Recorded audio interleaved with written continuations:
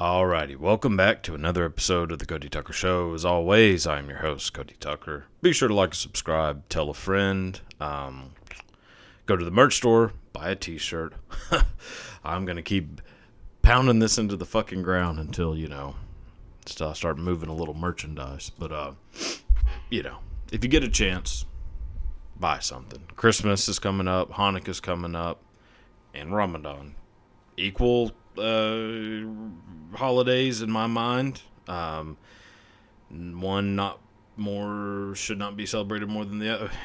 Let me just move on from that. Christmas is really all that matters. Sorry. I'll dive more into that, once we start heading into the old December time. Anyways, well, this started off real fucking terrible. Only going up from here. So, all right, let's go ahead and see what's on the old docket today. See what we're going to talk about. First topic. Okay. Oh, man. All right. So, Britney Spears admits to cheating on Justin Timberlake with Wade Robson in Memoir. So, this memoir that is coming out about Britney Spears. Okay, I mean, that is so whenever I actually saved that to be like, oh, I definitely want to talk about that. That was one of the biggest things that had come out about the memoir at the time that I had saved that. So I was like, oh, yeah, okay. Within days, it was just the floodgates opened on how fucking nuts Britney Spears' life has been. Oh my God. So one, yeah, I mean, she cheated on Justin Timberlake with Wade Robson. So she got Michael Jackson's sloppy seconds. So, there's that. But then it comes out that Britney Spears got pregnant by Justin Timberlake during the, their romance together. And had an in-home abortion, in which she was basically laying on the bathroom crying, having an abortion, while, according to Britney Spears, Justin Timberlake was just sitting next to her playing his guitar. Oh, boy. Yeah, my guess, tears in heaven. Oh, man. But yeah, this is... look, I mean, I don't know. Who knows if any of that actually happened. Britney Spears existed in a moment in American history where nothing bad really could happen. It was about as happy-go-lucky as there ever was a time in the U.S. 1999, 2000, and then in 2001, a little snafu happened in New York City that basically made everybody think, are we gonna be fucking listening to Britney Spears and NSYNC now? After seeing this shit. So yeah, it was really just a time where everyone was, in a way, in a sense, everyone was slightly homosexual. Not that there's anything wrong with that, but, it's when, metrosexuality kind of became a thing. Ryan Seacrest, a lot of frosted tips on the fellas, a lot of mesh t-shirts. Now, granted, I was just a little tiny boy at the time. I also had frosted tips, though. And I still don't know what effect that has had on me into my adulthood. Probably nothing great, if I had to guess. It's a chapter in my life that I didn't think I would be talking about today, but here we are. So, yeah, it was just, and I was also just a little kid, so what the fuck did I have to worry about? Although I was fucking the most neurotic child. I was basically like Woody Allen, but me as an 8-year-old and Woody Allen as a 50-year-old had the same taste in women. You know, yeah, just very, very worried that bad things are going to happen. Then 9/11 happens. You're like, oh, well, maybe I'm like goddamn Nostradamus. But, you know, it kind of puts things into perspective that, oh, yeah, Britney Spears' music fucking sucks. And then her career tanked. And, you know, people, like, wonder why. Like, they're like, oh, maybe it had something to do with this conservatorship. No, look, hold on. God damn, I'm sweating my fucking dick off right now. Jesus Christ. Ugh. Fuck me. All right. I mean, I sweat a lot for a person who has never tried cocaine in his life. Oh, well. So, to me, Britney Spears, to kind of like... I mean, there's just so much shit going on with Britney Spears. She thought her family was going to kill her, which... that might be the most sane thing Britney Spears has said in the last 20 fucking years. But also, look, Britney Spears should never have been let out of that conservatorship. I mean, you know, look, as an American, boy, do I love freedom. I still refer to French fries as freedom fries. I love liberty, the pursuit of happiness. I think that time has passed for Britney Spears. I think when she was about 17, that time, that door closed for her, which is sad. You know, obviously that's not good, but you know, at the same time, reality is reality. There aren't two realities. There's just the one. I mean, Britney Spears, I believe, is operating on the assumption that there's about 15 realities. And in one of those, apparently in all 15 of her realities, there isn't a single part of her that says dancing with knives while you just have the most dead look in your face isn't a bad idea. So, boy. You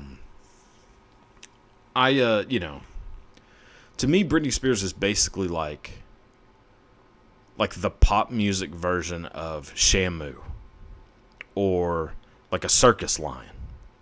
You know, they've been paraded out in public so long, and it basically just had like fame and attention beaten into their heads that, I mean, what the fuck can you really do for it? You can't let those sons of bitches out in the wild. They have no chance.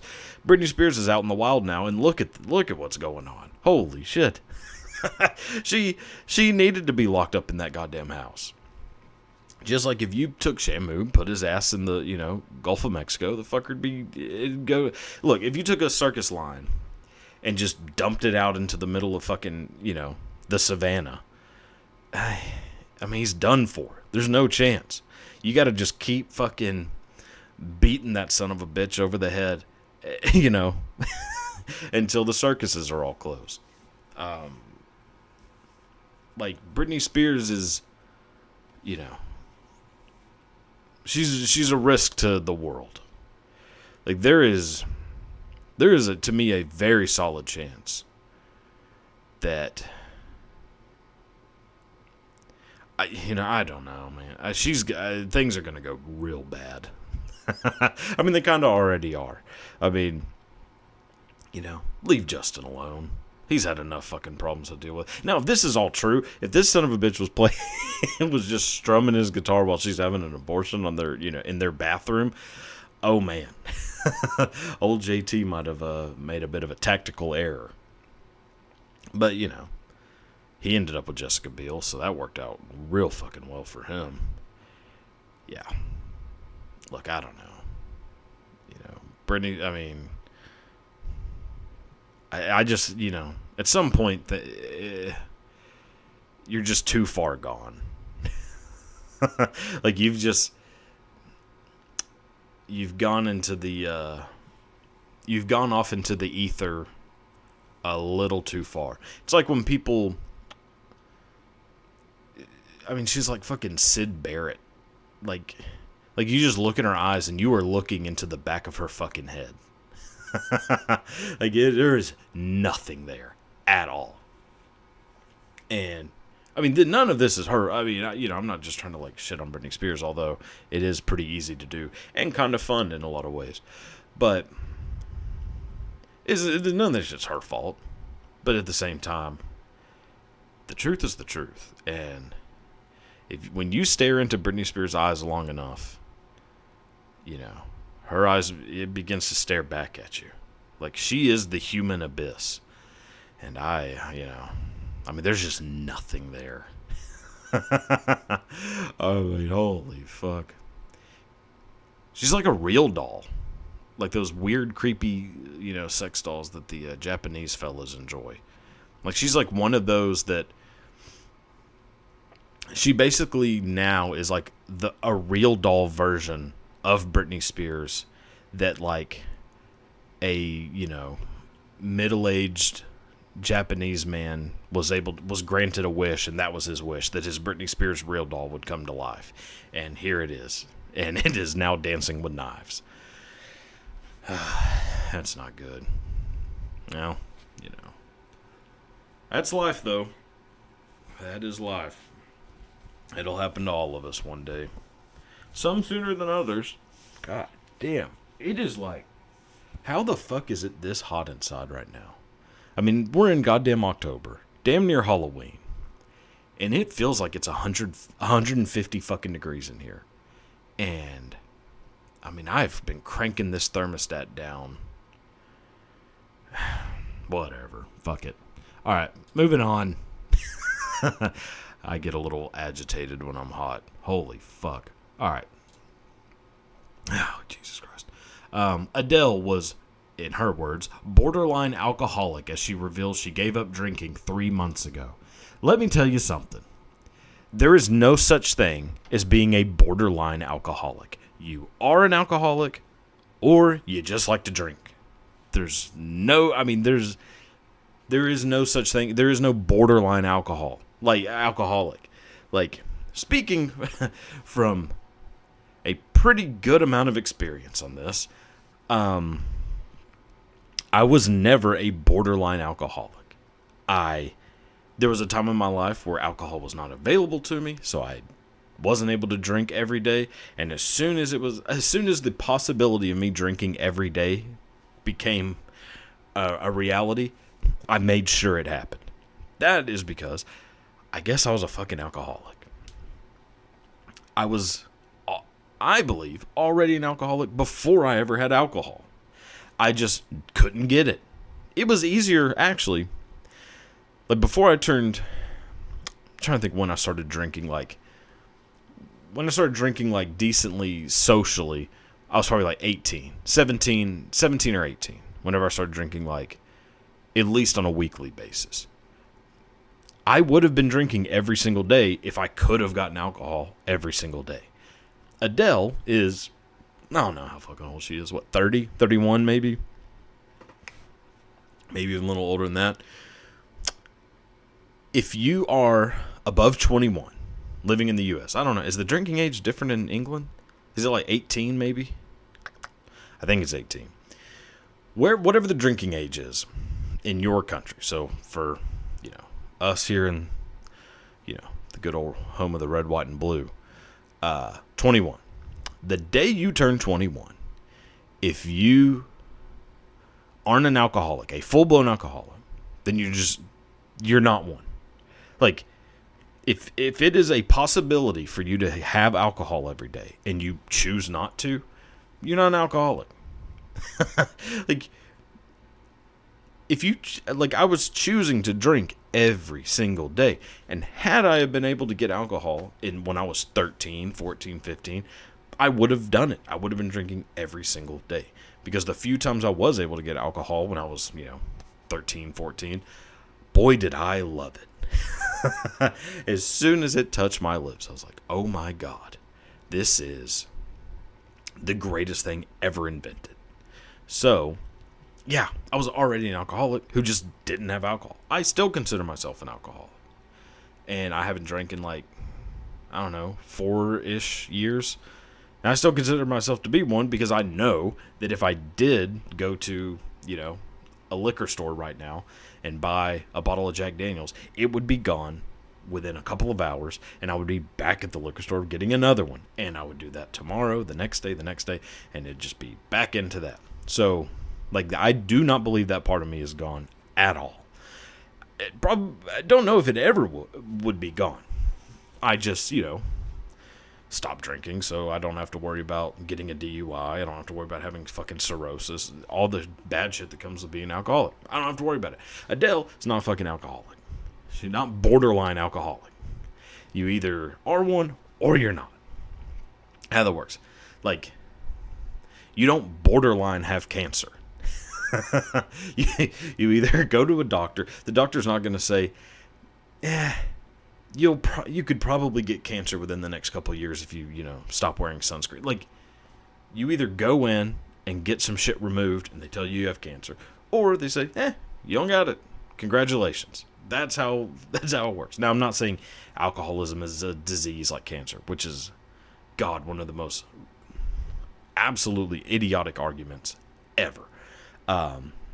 Alcoholism is not a disease. It's a mental disorder. I'd say that. The same way that, like, anxiety is a disorder. I think in some cases depression is more of a mental disorder. I think depression kind of veers onto the line of, like, well, no, depression's not a disease either. It's not a disease. But then again, what the fuck is a disease? If you don't choose to have something, people who have, like, clinical depression, they're not fucking choosing to have depression. They just have it. People who have cancer, in some ways, I guess it is about the same. Because, god damn, I hate that I'm thinking that way. Because, boy, I have hated every single time I've heard somebody try to say that alcoholism or drug addiction is a disease. But now maybe it is. Uh-oh. Because, like, cancer, you don't choose to have cancer unless you smoke cigarettes all the time. You kind of are choosing to have cancer eventually. If you go out in the sun, 14 hours a day with no protection on, you're kind of choosing to one day eventually have skin cancer. If you choose to drink every day, you are choosing to be an alcoholic. But there has to still be something in your head that would, like, make you an alcoholic. Because most people aren't going to drink every day unless they're an alcoholic. I don't know. It's an interesting quandary. Yeah, well, fuck it. Adele didn't have alcoholism. She's just trying to get fucking attention. So, job well done, I guess. But, Adele, you're fine. She's not listening to this bullshit, but she's definitely fine. All right, next. Charlie Sheen concerned about daughter Sammy turning into a hot mess after joining OnlyFans. No one can tell her what to do. Let me look. Boy, are you fucking up if Charlie Sheen is concerned about you. If, the wizard, Tiger Blood himself, is concerned about your well-being, you have made a horrible decision in life. Now, I would say joining OnlyFans is probably not that bad of a decision for most people. I've never, like, heard somebody say that they made an OnlyFans and was concerned for them. I was just like, okay, so you're doing that. I've never been, like, concerned someone was on OnlyFans. This is the same motherfucker who was, like, tried to kill people and was, like, I believe at one point smoking crack and infested who knows how many women with HIV. And he's concerned about his daughter having an OnlyFans. Which, and I think there's something going on with, like, her and her mom, who's Denise Richards, like, them having, like, a joint OnlyFans or something. I kind of, like, skimmed over that because, I did not really want to read too heavy into that and have to go, tug one out. But, if they have a joint one, that's well, they're about to have a new subscriber. Holy shit. All right. Let's move on. That one. Okay. All right. Oh boy, oh boy. So Cher's demanding sexual appetite at 77 is too much for boyfriend Alexander A.E. Edwards, age 37. She's wearing him out.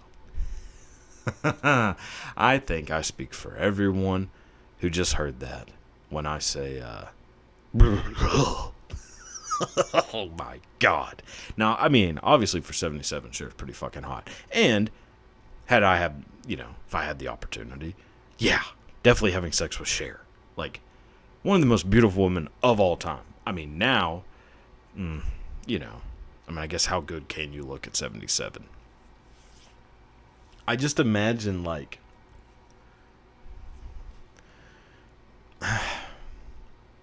like it can't be good. I mean, poor AE. This motherfucker's 37. Now, granted, yeah, you're living a great life. You don't have to do shit for the rest of your life. All you gotta do is just fuck Cher a couple times a day, which, I mean, holy fuck. 77 now is a lot different than 77, like when I was a kid. Like, when I was a kid, now, if I heard someone was 77 years old, I'm expecting a phone call that they're going to be dead within, like, 2 weeks. Like, everyone in my family, as soon as they hit 70, it was like, oh, shit, they don't got long left. This motherfucker is 77 and is, like, wearing out a dude 40 years younger than her. My God, like, when you look back at, like, old shows and you see, like, how young the old people were in these shows, like, all in the Family, Carol O'Connor, Archie Bunker, he was, like, in his early 40s, late 30s, early 40s when that show started. He looked like he was 65. Man, I'm trying to remember. There was, like, a few others. Like, all the Golden Girls were, like, way younger than you would think they would be. They were, like, early 50s, I think. Maybe even, like, late 40s. Like, they were way younger than than you would think. Like, it is... I mean, especially, like, look at, like, athletes and shit, and you look at, like, Bart Starr. This motherfucker's, like, 25 years old and looks like he... he looks like he would be a coach in today's NFL. Boy, yeah. I mean, more power to you, Cher. I mean, Jesus Christ.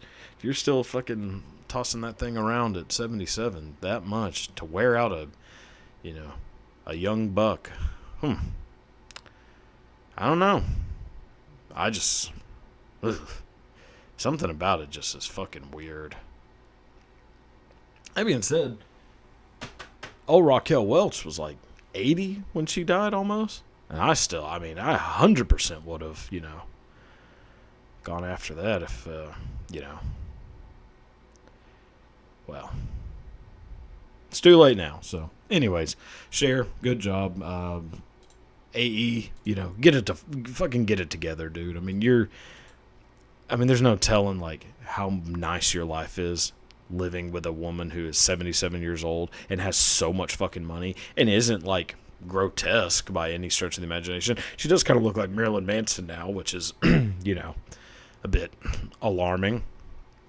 I don't know who that's more alarming for, to be honest, but she definitely has a, Manson-esque look to her now. But if all you gotta do is fuck, one of the most famous women of all time, granted, a 77-year-old famous woman, but a famous woman nonetheless, who is, probably, you get whatever the fuck you want. 100% I would do that. Like, I think Oprah is one of the most disgusting human beings in the history of the world. I'd fucking just every fucking 5 minutes if I got to have, if she bought me, like, cool shit. Yeah, so fucking stop complaining, actually. Like, I am 100% on Cher's side in this. At first, I kind of wasn't because I was like, fucking gross. Now, I think I've completely done a 180 on this. This motherfucker needs to be way more thankful. Because, things could be so much worse. Yeah, fuck it. Show a little fucking gratitude, to be honest. I mean, it probably isn't that bad. Well, I don't know if I'm going to convince myself of that one. But, oh well. All right. So, we'll table this discussion and take a little break. Move on to what are we going to do next? So, I do have a new topic that I'm going to introduce. A little bit of a self-debate. So I do like to, I mean, obviously I don't have a second person here. Probably never will. I mean, other than the obviously like guest episodes. I don't think I'm ever going to have like a co-host. Then again, who knows. But I definitely enjoy kind of arguing myself, like taking two things and trying to like kind of debate in my head, like which one do I like more. I mean, obviously that's probably a more fun thing to do with two people, but always been a bit of a loner. So this will just be another kind of voyage into my brain, which, judging from the last, 25 minutes, I don't think that's a good place for anyone to be. But, well, if you stuck it out this far, somehow, might as well keep it going. So, introduce new segment, another new segment. This is going to be Cody Tucker's This or That. Okay. I should probably address that the inaugural episode of the segment This or That is going to be, well, I think probably one of the largest rock debates that there is. That's which band is better, the Beatles or the Rolling Stones. Now, my intention for this segment is that I'm going to I'm going to go in with a completely clear mind, because a lot of these that I'm doing, I haven't really 100% made a decision, blah, blah, blah. I'm just going to be like, oh, okay. What I did was look up really popular debate, like this or that kind of things, like versus, blah, blah, blah, and been like, oh, shit, that's a good one, that's a good one, that's a good one. Saved them, and I'm like, all right, I'm going to just not even think about them, out of sight, out of mind, until the episode, blah, blah, blah, put it in, and just kind of go off the dome and come to a conclusion, however long or quick that takes. Now, I had already picked to do the Beatles and the Rolling Stones. And the whole thing was going to basically be like, oh, it's going to be a surprise at the end of which one I pick, blah, blah, blah. And if you agree, disagree, let me know. Have a little debate in the old comment section, all that good stuff. Did not really think about the fact that I am now wearing a fucking Rolling Stone shirt, so it's probably pretty obvious which band, which one I'm picking. I will try not to do that ever again, but, whatever. I apologize to no one, goddammit. So, obviously this is the biggest debate in music history, the Beatles versus the Stones. Now, this is one of these arguments that, had you have asked me when I was 15, it's the Beatles, 100%. The older I've gotten, the more the Beatles have went down and the Rolling Stones have come up. Now, obviously, going to see the Rolling Stones in concert a couple years ago made a pretty big impact on that, because holy shit, that was amazing. But I was already, definitely the tides were turning on which one I liked more. Now, there is no argument over who's more successful, who's more influential. It's the Beatles, without a doubt. And not even just, now, if you're doing this debate, you cannot include the Beatles. I think you cannot include the Beatles solo stuff. You can't include John Lennon, the Plastic Ono Band, Wings, Ringo Starr's All-Star Band, and then just whatever the fuck George Harrison was doing. Actually, what George Harrison was doing was making fucking amazing music. You could really just take... I will say, it's probably a bit of an unpopular opinion. The Beatles solo stuff is way better than the Beatles. Like, you take the combination of the four of them, like what they did after the Beatles, 100% better than what they did with the Beatles. And to be completely honest, the first half of the Beatles... So, the Beatles were only around for what? 8 years? Yeah, 62 to 70. It's amazing to think that the Beatles broke up before any of them had turned 30, which is, I think, wild. But the first half of the Beatles' career is damn near unbearable for me to listen to. It's, at the time, obviously pretty revolutionary shit, but holy fuck, it does not age well at all. Then the second half of the Beatles' career is 80% absolutely incredible music, and then 20%, what the fuck is going on? Maybe I need to be British to understand this shit. Basically like the music version of Monty Python. Now, in that 80% that's amazing, holy shit. Now, granted, I also think the Sgt. Pepper's album is the most overrated album in music history. Side by side with Pet Sounds by the Beach Boys. I think both those albums suck ass and do not understand why people love them so much. I think Abbey Road, the White Album, Magical Mystery Tour, Let It Be, fucking what else? What's another one that was around about that time? Revolver would be up there. Like, those Beatles albums are fucking amazing. But Sgt. Pepper sucks ass. That album sucks. So, you know, but still, the Beatles are fucking massive. And a lot of songs I love by the Beatles. But holy shit, the Rolling Stones. Like, I mean... And now, of course, like, the Rolling Stones start off basically being a cover band, which is, like, the joke of, like, the Rolling Stones. But also, so did every one of those bands. So did every band. Every band basically starts off being a cover band. The Beatles did. Beatles started off doing covers of, like, you know... Roll Over Beethoven, like a bunch of Chuck Berry, Little Richard shit. Same thing. Well, the Rolling Stones are doing a little bit more like old school blues covers, which again, one of the reasons why the Rolling Stones are, to me, way better than the Beatles. Like, to me, the Beatles have no front man. That's for sure. I mean, they have 2 lead singers. You got to have a front man to be a badass rock and roll band. There has to be a front man doing that. Mick Jagger is the quintessential frontman. I mean, along with, like, David Lee Roth. I mean, I fucking hate Aerosmith, but Steven Tyler. Like, there's a handful of people that are, like, they define what a rock and roll frontman is. But Mick Jagger's the guy. Like, that's him. Like, the whole, like, showman frontman and then quiet guitarist combo starts with the Rolling Stones. Then it goes to, you know, Aerosmith, Van Halen. Like, there's quite a few of those examples. Even like Deep Purple, kind of.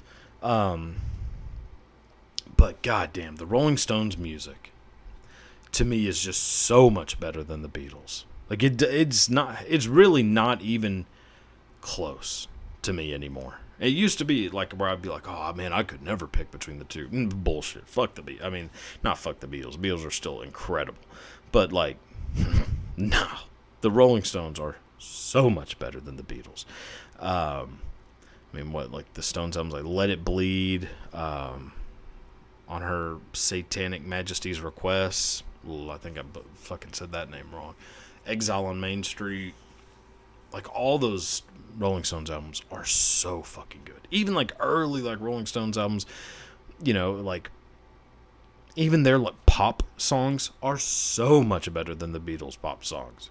Like, the Beatles have, you know, I Want to Hold Your Hand, like in 8 Days a Week. Like, those songs, She Loves You, those songs are horrible to me.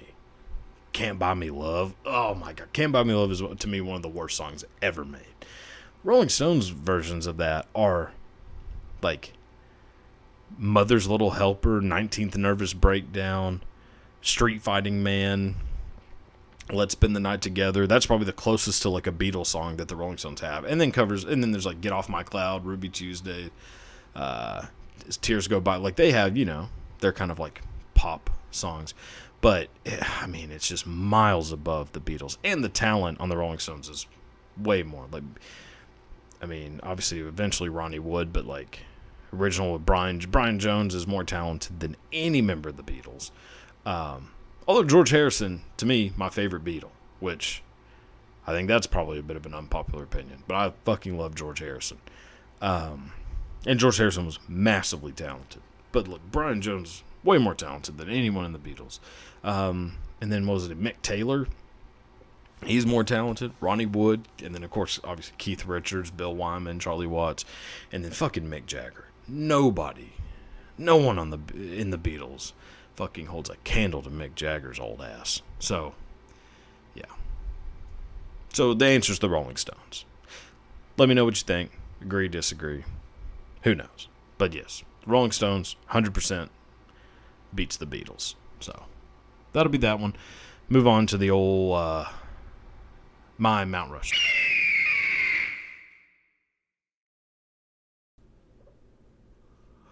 All right, here we go. So time for a little bit of the old my Mount Rushmore. This week we're gonna do the little fat fuck in me is about to have a field day. So this is going to be my Mount Rushmore of the top 4 best fast food chains in America. Now, here we go. So, I think from what I've learned about talking about fast food with people, well, you could really start some shit by saying the wrong fast food chain as being your favorite. And that's interesting to me for whatever reason. So let's go. So number 1, we're just going to start off obvious. McDonald's. There's no fast food place that, to me, this is number 1 for me. I know, obviously, Mount Rushmore, you're not necessarily ranking them. Nothing fucking beats McDonald's. For you to be able to go to a place and spend, I don't know, like $5 and get 2 nice-ass hamburgers. Boy, and the trick is to go get a McDouble.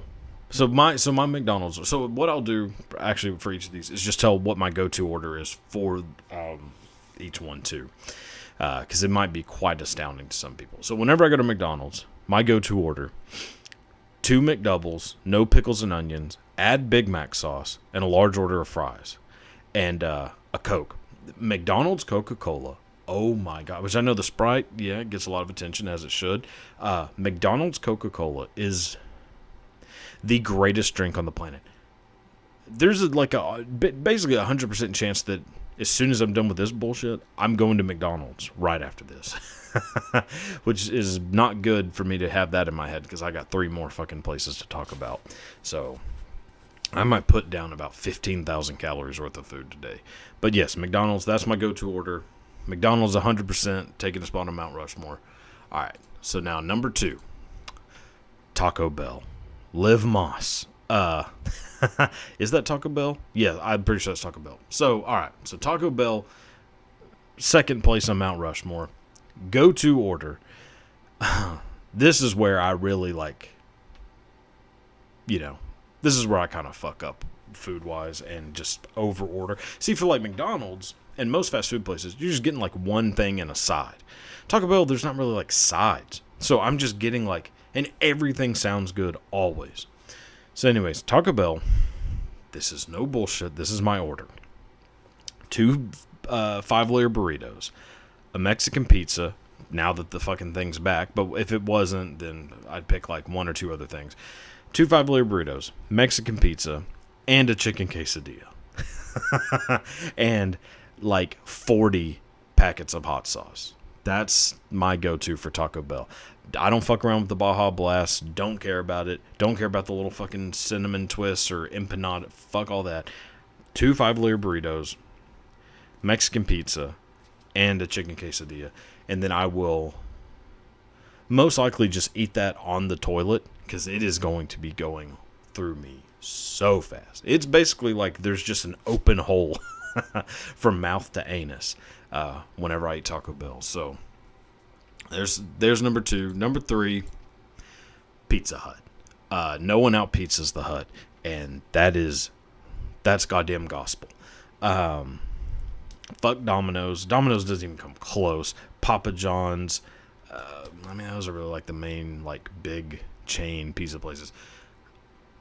There was a time in my life where, in the drinking days, where every Saturday I would get absolutely obliterated. Drinking until usually about 7 in the morning. I would go to sleep for a couple hours, wake up at around noon to watch football on Sundays. Go-to order, call Pizza Hut. And my go-to order, just a pepperoni pizza, stuffed crust. A large stuffed crust pepperoni pizza. And I would eat the entire pizza so hungover within, damn near by the time the other team gets the ball for the first time. Like, the opening drive of the game, the pizza's fucking done. And I had pizza boxes in my apartment. Like, I mean, it looked like the goddamn World Trade Centers in more ways than one. With the just double stack of fucking large Pizza Hut pizza boxes I had in there. And, I mean, it was pretty disgusting if I'm not, yeah. So there's number 3. And then last spot on the old Mount Rushmore. This one, to me, I think is going to be the curveball to a lot of people. Wendy's. Now, let me tell you something. A little Wendy's history for me. I actually have like a very... It's weird, like, I look at these fucking places like the same way people look at the Grand Canyon. Like, they can remember, like, all the shit. Like, I remember going to the Grand Canyon. I remember going to Wendy's. I remember in 8th grade, there was a summer where... Yeah, this would be 8th grade going into 9th grade. So going into high school.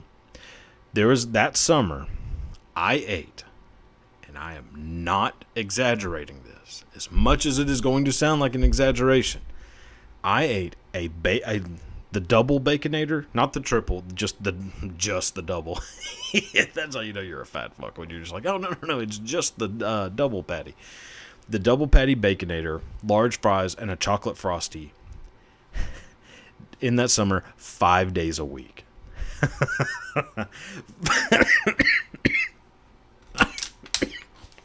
Son of a bitch. Oh my god, just started choking on something. Okay. Yeah. 5 days a week. For lunch, I went and got a double Baconator, large fries, and a Frosty. I have to figure out how many calories in that. I mean, it's got to be close to 3,000 calories in that one meal. And it was not my only meal of the day. Oh my god. Yeah.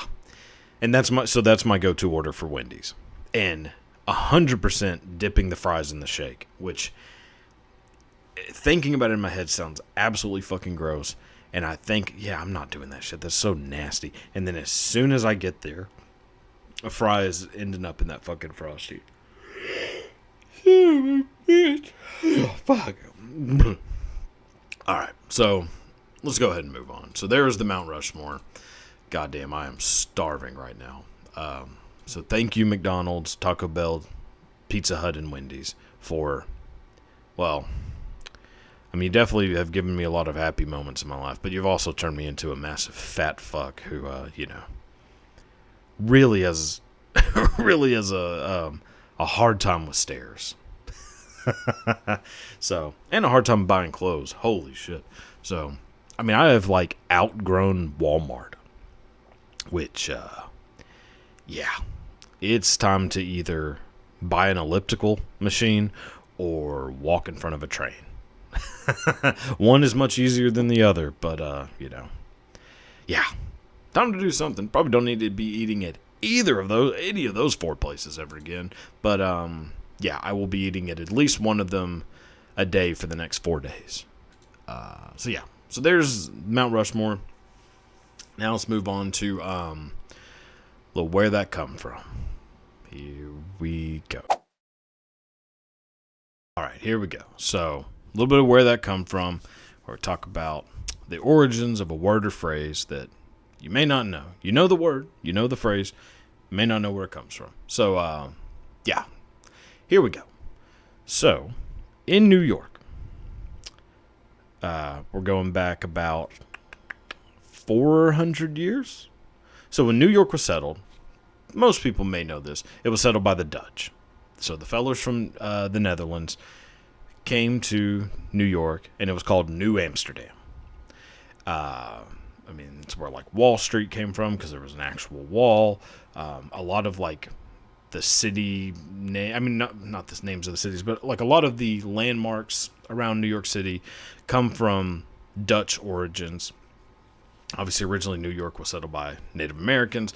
The Dutch come in and basically buy them out and say, well, we would like this, we would like this island, and we will turn it into New York City. Again, it was called New Amsterdam originally. So, the people who lived in New York for a very long time were Dutch. A lot of fucking Dutch people living in New York City. And, like any group, you have like a pocket of... So, you end up having this pocket of Dutch people in New York City. And then the rest of the New England colonies are, mostly British. And I think probably like a little mix of other things too, but mostly British. Like Massachusetts, Philadelphia. So like you have, Pennsylvania, which is settled by William Penn and the Quakers. You have Massachusetts Bay Colony, down into like Rhode Island, Maryland, all these places, Connecticut. And they, all British. Puritans mostly. Again, William Penn, Quaker, but still. Then you have the Dutch. And because they are much different than the British groups, the British and the other colonies, basically do not like the fucking Dutch. And they think they're weird as shit, which kind of still holds true today. Dutch people are fucking strange. Just a fact. So, naturally, the British were just like, well, we need to invent a slur to call the Dutch people. So anytime one group of people hates another group, they try to come up with like the, wittiest little slur they can, and that is now what you are going to be called. So, Dutch people, for the most part, what like the British people in the colonies notice is that most of the Dutch people had the same two names. Most of the dudes, at least. So most of the men in the New Amsterdam colony of New York City, later New York City, but at the time New Amsterdam, were either named Keys, which is the kind of Dutch version of Cornelius, or Jan, which is the Dutch version of John. So they notice, like, goddamn, everyone in this motherfucker is either named Keys or Jan. So they decided to mix the two names, Jan and Keys, combine them, Yankees, and that turned into New York Yankees. So that is why they're called the New York Yankees to this day. So, yeah, I thought that'd be kind of interesting. So that's where that came from. And time to move on to a little bit of half-ass history. Three very interesting stories. So, okay, so the first story we're going to talk about today is, now it's become a, pretty big topic of discussion in the news, but UFO sightings, and a very famous UFO sighting that happened in 1997 in Phoenix, Arizona. So, in Phoenix, Arizona in 1997, there was a guy flying a plane, piloting a plane with his young son. And that man flying this plane, him and his son are flying over Phoenix, and they see a bunch of lights in a V-shaped pattern flying in the sky as well.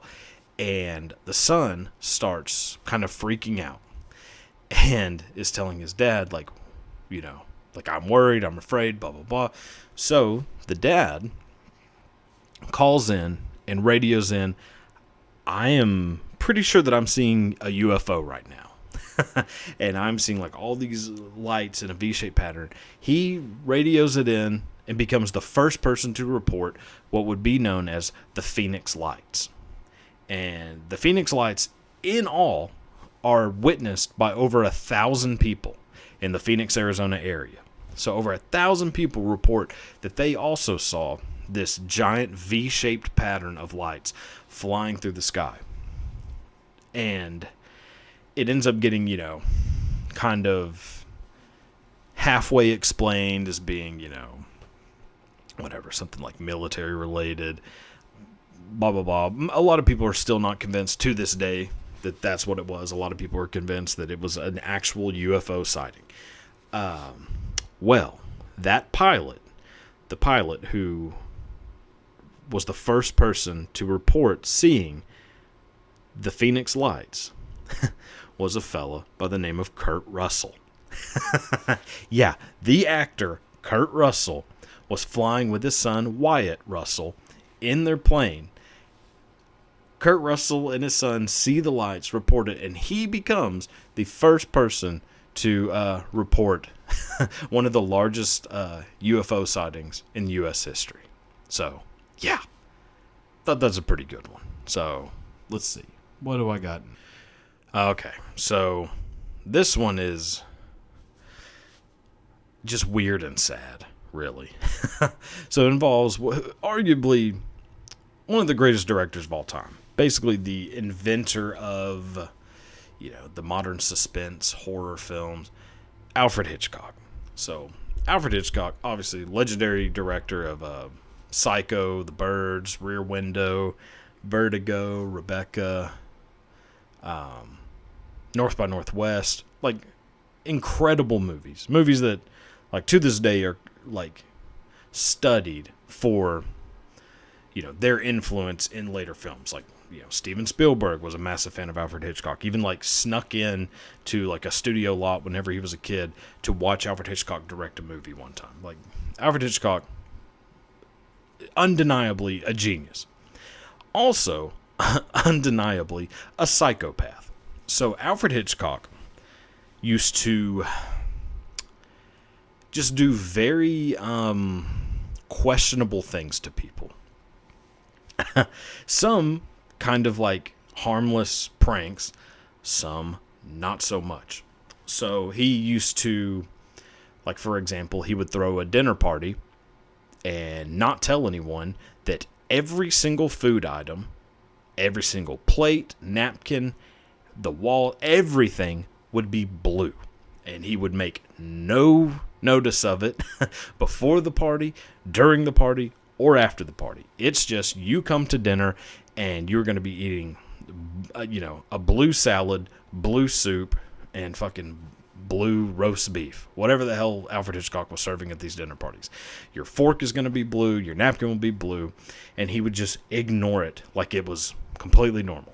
So that was the thing Alfred Hitchcock used to do. That, to me, kind of funny. Weird as shit, but still pretty funny. And, definitely not a crime. Not immoral by any stretch of the imagination. Most of Hitchcock's pranks were a little bit more extreme than that. So one, him and a camera operator got into basically created a bet where the cameraman said that he could stay all the way through the night handcuffed to his camera. Like the giant, camera stand, the tripod, like that he could stay chained to that camera, handcuffed to that camera, and just sleep there overnight. Alfred Hitchcock said, okay, yeah, if you do that, I'll give you some money, and, you'll win the bet. Like, if you could do that, like, I'll bet you this amount of money that you can't stay overnight handcuffed to your camera. Camera operator said, yeah, of course I can. So let's do it. So Alfred Hitchcock's like, all right, like, as a little, cheers to the bet, here's a glass of brandy. We'll both drink a glass of brandy and, cheers to the bet. And then I'll leave and you stay. Well, Alfred Hitchcock laced the camera operator's brandy with a very powerful laxative. And by the time everybody left, the camera operator, who is now handcuffed to this crane, the laxative takes effect. And they find him the next day, curled up in the fetal position, covered in feces, crying his eyes out. Just from like the disgustingness, the embarrassment of having the entire cast and crew coming in to see him. And Alfred Hitchcock, it was just a funny prank.